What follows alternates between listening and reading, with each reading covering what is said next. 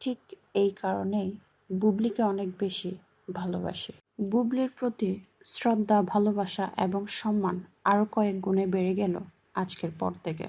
বুবলিকে ভালোবাসার জন্য অনেকের অনেক কথাই শুনতে হয়, তবে আজ আবারও বুবলিকে নিয়ে প্রাউড ফিল করছি।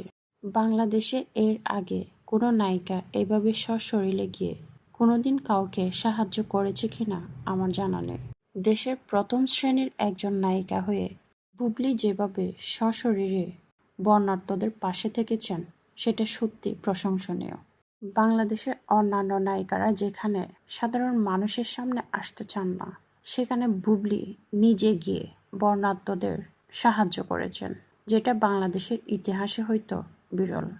এখন অনেকে কমেন্ট বক্সে এসে বলতে পারেন, হ্যাঁ, তার নিজের এলাকায় বন্যা হয়েছে, সে কারণে তিনি সশরীরে গিয়েছেন। বিষয়টা নিজের